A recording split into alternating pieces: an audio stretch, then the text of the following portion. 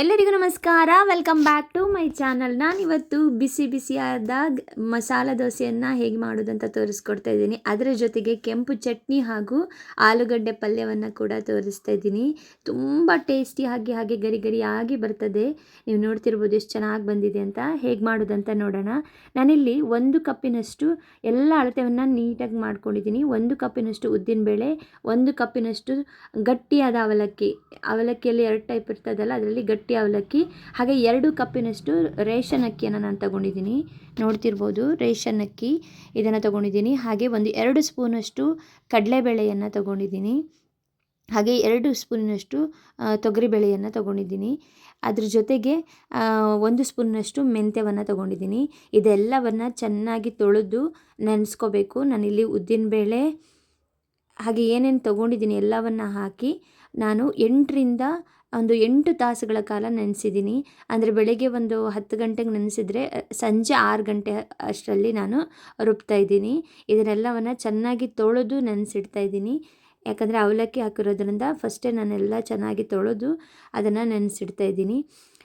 ನೋಡ್ತಿರ್ಬೋದು ಎಷ್ಟು ಚೆನ್ನಾಗಿ ನೆಂದಿದೆ. ಅಂದರೆ ನಾನು ಬೆಳಗ್ಗೆ 10 ಗಂಟೆಗೆ ನೆನೆಸಿದರೆ ಈಗ ಸಂಜೆ 6 ಗಂಟೆ ಹೊತ್ತಿಗೆ ಈ ರೀತಿ ಚೆನ್ನಾಗಿ ನೆಂದ್ಕೊಂಡಿದೆ.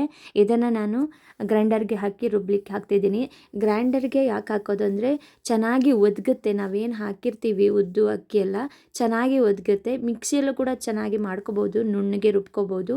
ನಾನಿಲ್ಲಿ ಸ್ವಲ್ಪನ ತರಿಯಾಗಿ ರುಬ್ಕೊಂಡಿದ್ದೀನಿ. ಈ ರೀತಿಯಾಗಿ ತರಿಯಾಗಿ ರುಬ್ಕೊಂಡಿದ್ದೀನಿ.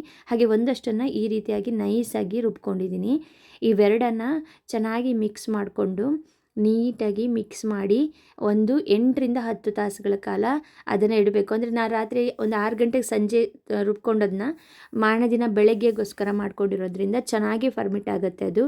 ನಾನಿಲ್ಲಿ ಕೆಂಪು ಚಟ್ನಿ ಮಾಡಲಿಕ್ಕೆ 20 ಬ್ಯಾಡಗಿ ಮೆಣಸಿನ್ಕಾಯಿ, 10 ಹೆಸರು ಬೆಳ್ಳುಳ್ಳಿ, ಸಣ್ಣದು ತುಂಡು ಹುಣಸೆ ಹುಳಿ, ಸಣ್ಣ ತುಂಡು ಬೆಲ್ಲ, ಹಾಗೆ ಕರಿಬೇವಿನ ಎಲೆಗಳನ್ನು ಹಾಕಿ ಜೀರಿಗೆಯನ್ನು ಹಾಕಿ ಈ ರೀತಿ ರುಬ್ಕೊಂಡಿದ್ದೀನಿ.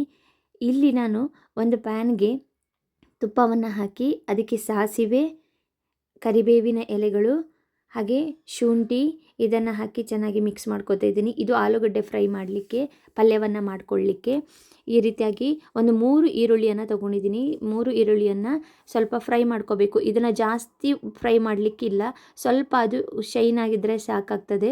ಇದಕ್ಕೆ ಸ್ವಲ್ಪ ಅರಿಶಿನ ಪುಡಿ, 1/4 ಸ್ಪೂನ್ ಅರಿಶಿನ ಪುಡಿ, ಸ್ವಲ್ಪ ಇಂಗನ್ನು ಹಾಕಿ ಈ ರೀತಿಯಾಗಿ ಫ್ರೈ ಮಾಡಿಕೊಂಡು ಅದಕ್ಕೆ ನಾವು ಏನು ಬೇಯಿಸಿಟ್ಕೊಂಡಿದ್ದೀವಿ ಆಲೂಗಡ್ಡೆಯನ್ನು ಹಾಕ್ಕೊಳ್ಳುವಂಥದ್ದು. ಸ್ವಲ್ಪ ಉಪ್ಪನ್ನು ಸೇರಿಸಿದ್ದೀನಿ. ಯಾಕಂದರೆ ಆಲೂಗಡ್ಡೆಯನ್ನು ಬೇಯಿಸುವಾಗ ನಾನು ಉಪ್ಪು ಹಾಕಿರೋದ್ರಿಂದ ಸ್ವಲ್ಪ ಆಲೂಗಡ್ಡೆಯನ್ನು ಹಾಕಿದ್ದೀನಿ. ಇದರ ಜೊತೆ ಹಸಿರು ಬಟಾಣಿ ಕೂಡ ನಾನು ಹಾಕಿ ಬೇಯಿಸ್ಕೊಂಡಿದ್ದೀನಿ. ತುಂಬ ಚೆನ್ನಾಗಿ ಬರ್ತದೆ ಈ ಆಲೂಗಡ್ಡೆ ಫ್ರೈ ಏನಿದೆ. ಇದಕ್ಕೆ ನೀವು ಬೇಕಾದರೆ ಒಗ್ಗರಣೆಯಲ್ಲಿ ಉದ್ದಿನಬೇಳೆ ಮತ್ತು ಕಡಲೆಬೇಳೆಯನ್ನು ಸ್ವಲ್ಪ ಸೇರಿಸ್ಕೋಬೋದು. ನಾನಿಲ್ಲಿ ಸೇರಿಸ್ಕೊಂಡಿಲ್ಲ. ಹಾಗೆ 1-2 ಸ್ಪೂನಿನಷ್ಟು ನೀರನ್ನು ಹಾಕಿ ಇದನ್ನು ಮಾಡ್ಕೊತಿದ್ದೀನಿ. ಹಾಗೆ ಒಂದು ಅರ್ಧ ಲಿಂಬೆ ಹಣ್ಣನ್ನು ಹಿಂಡಿ ಅದಕ್ಕೆ ಕೊತ್ತಂಬರಿ ಸೊಪ್ಪನ್ನು ಹಾಕಿದರೆ ಇದು ಆಲೂಗಡ್ಡೆ ಪಲ್ಯ ಏನಿದೆ ರೆಡಿ ಆಗ್ತದೆ. ನಾನಿಲ್ಲಿ ರಾತ್ರಿ ರುಬ್ಬಿಟ್ಟಂತಹ ಏನು ಹಿಟ್ಟಿದೆ ಅದನ್ನು ನೀವು ನೋಡ್ತಿರ್ಬೋದು ಈ ರೀತಿಯಾಗಿ ಉಬ್ಕೊಂಡು ಬಂದಿದೆ. ಇಷ್ಟು ಚೆನ್ನಾಗಿ ಬಂದಿದೆ. ಇದನ್ನು ನೀಟಾಗಿ ಕಲಿಸ್ಕೋಬೇಕು. ನೋಡ್ತಿರ್ಬೋದು ಎಷ್ಟು ಚೆನ್ನಾಗಿ ಬಂದಿದೆ ಅಂತ. ಇದನ್ನು ನೀಟಾಗಿ ಕಲಿಸ್ಕೊಂಡು ಇದಕ್ಕೆ ರುಚಿಗೆ ತಕ್ಕಷ್ಟು ಉಪ್ಪು ಹಾಗೂ ಸ್ವಲ್ಪ 1-2 ಸ್ಪೂನಿನಷ್ಟು ಸಕ್ಕರೆಯನ್ನು ಹಾಕಬೇಕು. ಸಕ್ಕರೆಯನ್ನು ಯಾಕೆ ಹಾಕೋದು ಅಂದರೆ ದೋಸೆ ತುಂಬ ಚೆನ್ನಾಗಿ ಕಲ್ಲರಾಗಿ ಬರ್ತದೆ ಅಂತ ಕಾರಣಕ್ಕೆ ನಾನಿಲ್ಲಿ ದೋಸೆ ಹಂಚಿಗೆ ಸ್ವಲ್ಪ ನೀರನ್ನು ಚಿಮ್ಮಿಸ್ಕೊಂಡು ಅದರಲ್ಲಿ ದೋಸೆಯನ್ನು ಬಿಡ್ತಾ ಇದ್ದೀನಿ. ನೀವು ನೋಡ್ತಿರ್ಬೋದು ಈ ರೀತಿಯಾಗಿ ದೋಸೆಯನ್ನು ಹಾಕ್ಕೊಳ್ಳುವಂಥದ್ದು. ಈ ಮಸಾಲೆ ದೋಸೆ ಏನಿದೆ ಈ ಹಿಟ್ಟು ಬರೀ ಮಸಾಲೆ ದೋಸೆ ಮಾಡ್ಕೊಳ್ಳಿಕ್ಕೆ ಅಂತಲ್ಲ, ಪಡ್ಡನ್ನು ಮಾಡ್ಕೋಬೋದು. ಸೆಟ್ ದೋಸೆಯನ್ನು ಕೂಡ ಇದೇ ಬ್ಯಾಟರಲ್ಲಿ ಮಾಡ್ಕೋಬೋದು. ತುಂಬ ಚೆನ್ನಾಗಿ ಬರ್ತದೆ. ಟೇಸ್ಟ್ ಕೂಡ ಹಾಗೆ ಚೆನ್ನಾಗಿ ಬರ್ತದೆ. ಈ ರೀತಿ ದೋಸೆಯನ್ನು ಮನೆಯಲ್ಲಿ ಒಮ್ಮೆ ಟ್ರೈ ಮಾಡಿ ನೋಡಿ, ಎಷ್ಟು ಚೆನ್ನಾಗಿ ಬರ್ತದೆ ಅಂತ ನಿಮಗೆ ಗೊತ್ತಾಗುತ್ತೆ. ನೀವು ನೋಡ್ತಿರ್ಬೋದು ನಾನಿಲ್ಲಿ ದೋಸೆಯನ್ನು ಹುಯ್ದು ಅದರ ಮೇಲೆ ಸ್ವಲ್ಪ ತುಪ್ಪ ಅಥವಾ ಎಣ್ಣೆ ಯಾವುದಾದ್ರೂ ಕೂಡ ಆಗುತ್ತೆ. ಅದನ್ನು ಸ್ವಲ್ಪ ಹಾಕ್ಕೊಂಡು ಈ ರೀತಿ 1 ನಿಮಿಷ ಬಿಡಬೇಕು. ಅದಾದ ಮೇಲೆ ನಾವೇನು ಕೆಂಪು ಚಟ್ನಿ ಮಾಡ್ಕೊಂಡಿರ್ತೀವಲ್ಲ ಅದನ್ನು ಈ ರೀತಿಯಾಗಿ ಅಪ್ಲೈ ಮಾಡಿಕೊಳ್ಳುವಂಥದ್ದು.